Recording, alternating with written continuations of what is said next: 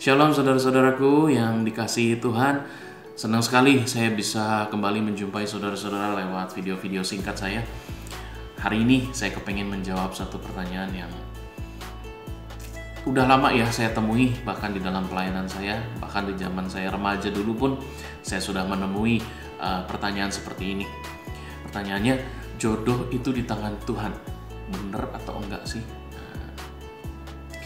Dan kalau orang bicara tentang jodoh di tangan Tuhan, itu artinya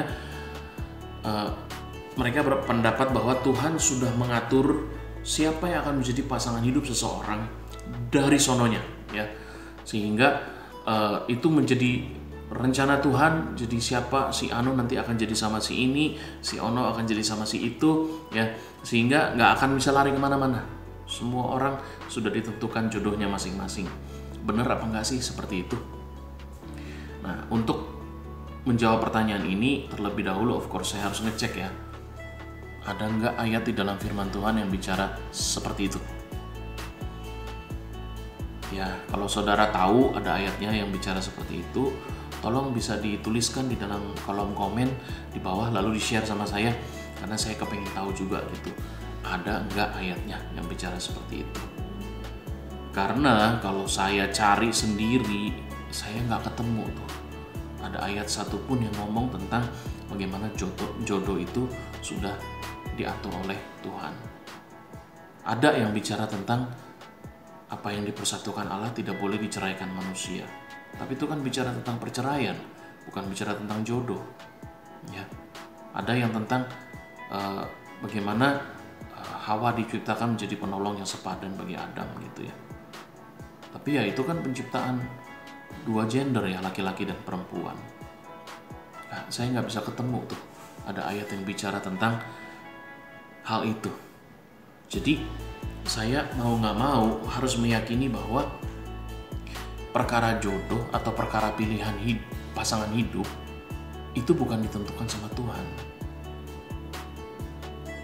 tapi kita yang pilih. Kalau begitu gimana dengan orang-orang yang meyakini bahwa pasangan hidup mereka itu sudah diatur oleh Tuhan? Karena mereka melihat bagaimana ada pertemuan yang tidak sengaja, satu pengaturan yang mujizat ya bisa dikatakan. Lalu bagaimana mereka mungkin sudah ada di dalam hubungan-hubungan dengan orang lain sebelumnya, tapi entah bagaimana akhirnya jadinya sama si ini juga. Orang-orang yang meyakini bahwa jodoh mereka saat ini itu ditentukan oleh Tuhan berarti bohong semua. Enggak, saya nggak ngomong begitu ya. Karena saya yakin ada sekelompok kecil pasangan-pasangan yang mungkin karena penyatuan mereka itu dipandang perlu oleh Tuhan. Karena Tuhan punya suatu maksud, punya suatu rencana lewat penyatuan kedua anak Tuhan ini, sehingga akhirnya Tuhan membuat sedemikian cara ya, sehingga akhirnya adalah ya yang kita lihat, kita pandang sebagai mujizat itu, sehingga akhirnya yang tadinya tidak terfikirkan ternyata jadi juga sama pasangan kita ini ya. Ada orang-orang yang seperti itu, ada pasangan-pasangan yang seperti itu yang diatur oleh Tuhan. Tapi bagi saya itu adalah pengecualian ya, kasus-kasus kecil ya, kasus-kasus pengecualian dari God's original intent. Apa itu yang dimaksud dengan God's original intent? Gini, saya percaya bahwa ketika Tuhan memberikan kepada manusia suatu kehendak bebas ya, atau free will, salah satu aspek di mana free will itu diterapkan ya adalah di dalam hal memilih pasangan hidup kita. Kenapa saya katakan demikian? Gini, karena aspek memilih pasangan hidup bagi saya itu adalah salah satu dari main choices in our lives. Ya, kita ada beberapa main choices yang kita buat di dalam hidup. Salah satunya adalah memilih pasangan hidup ini. Dan kenapa saya katakan ini main choices? Karena setelah pemilihan pasangan hidup ini nanti ada branch-nya, ada cabangnya, hal-hal yang nanti mempengaruhi pilihan-pilihan kita selanjutnya.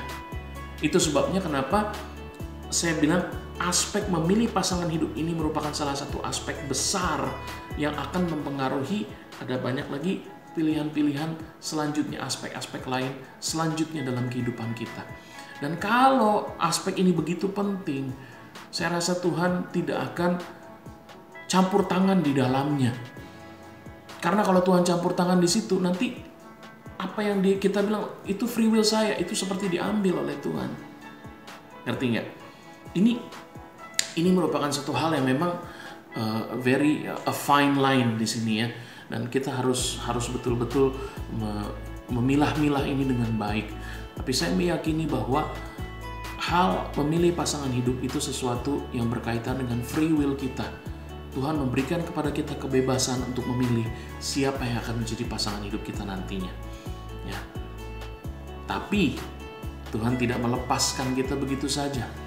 Karena Tuhan mau memberikan satu koridor di mana kita bisa mengambil pilihan di dalam koridor yang Tuhan tetapkan itu.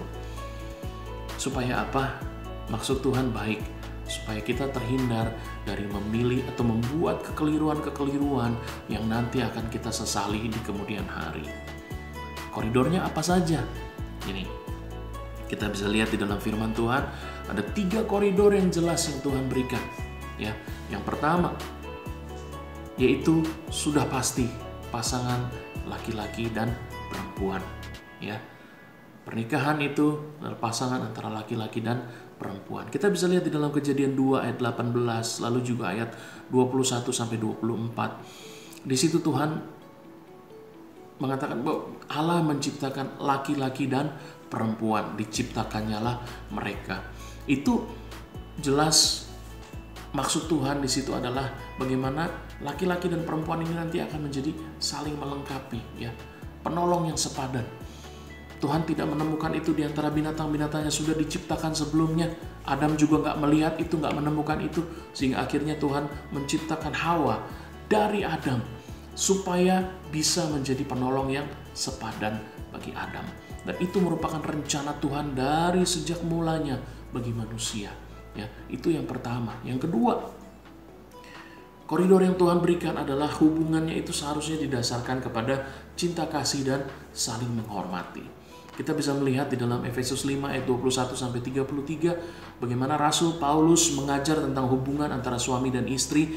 Di situ dikatakan bagaimana suami harus mengasihi istrinya sebagaimana Kristus mengasihi jemaat, ya.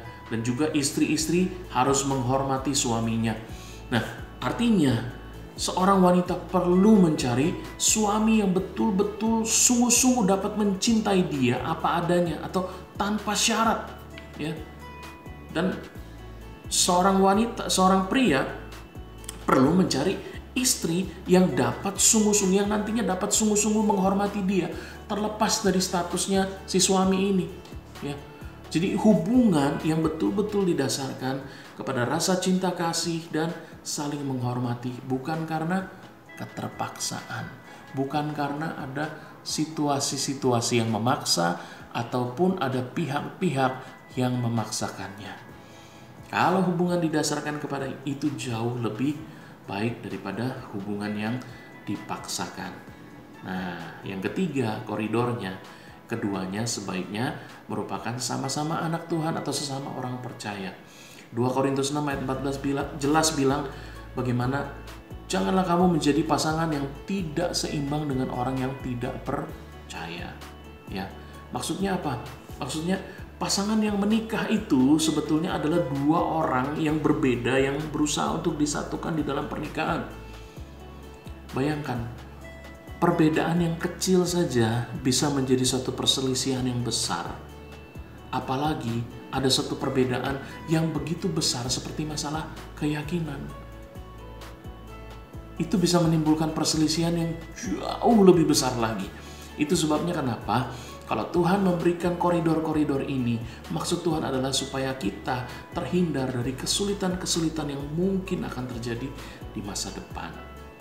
Lalu pertanyaan berikut yang timbul, kalau saya sudah keburu atau sudah terlanjur melanggar koridornya Tuhan, lalu bagaimana? Apakah saya sebaiknya bercerai saja? Nah, jawabannya nantikan episode yang selanjutnya. Untuk saat ini, saya harap saudara-saudara bisa mengerti apa rencana Tuhan bagi pernikahan kita atau bagi pemilihan jodoh kita. Dan saya harap saudara-saudara sekalian boleh diberkati. Haleluya.